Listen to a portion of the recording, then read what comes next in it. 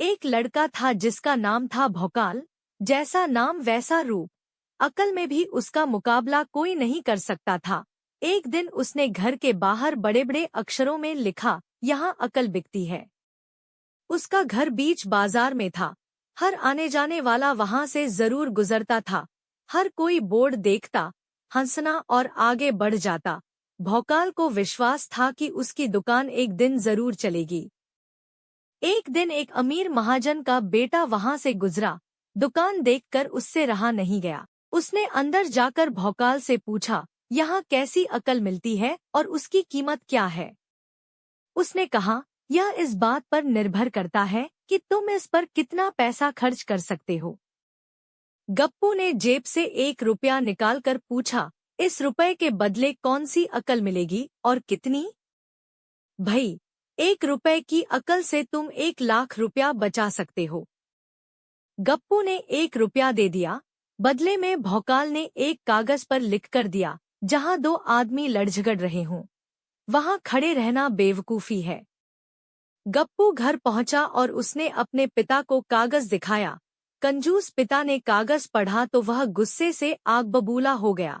गप्पू को कोसते हुए वह पहुंचा अकल की दुकान। कागज की पर्ची भौकाल के सामने फेंकते हुए चिल्लाया, वह रुपया लौटा दो जो मेरे बेटे ने तुम्हें दिया था। भौकाल ने कहा, ठीक है, लौटा देता हूँ, लेकिन शर्त यह है कि तुम्हारा बेटा मेरी सलाह पर कभी अमल नहीं करेगा। कंजूस महाजन के वादा करने पर भौकाल ने रुपया वापस कर दिया। उस नगर के राजा की 2 रानियां थीं। एक दिन राजा अपनी रानियों के साथ जौहरी बाजार से गुजरा। दोनों रानियों को हीरों का एक हार पसंद आ गया।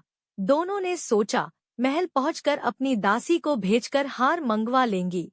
संयोग से दोनों दासियां एक ही समय पर हार लेने पहुंचीं। बड़ी रानी की दासी बोली, मैं बड़ी रानी की सेवा करती हूँ, इसलिए हार मैं लेकर जाऊंगी।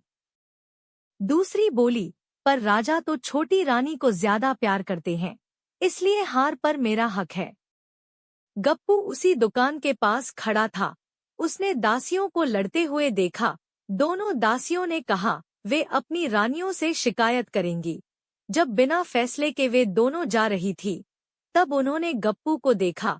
वे बोली, यहाँ जो कुछ हुआ तुम उसके गवाह रहना।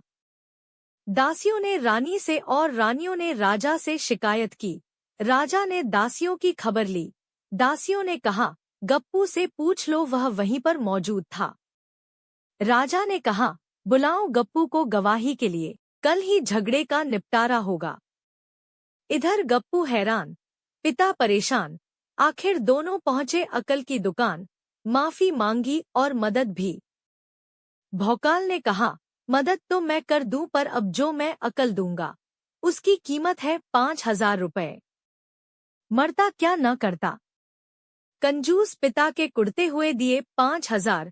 भौकाल ने अकल दी कि गवाही के समय गप्पू पागलपन का नाटक करे और दासियों के विरुद्ध कुछ न कहे। अगले दिन गप्पू पहुंचा दरबार में, करने लगा पागलों जैसी हरकतें। राजा ने उसे वापस भेज दिया और कहा, पागल की गवाही पर भरोसा नहीं कर सकते।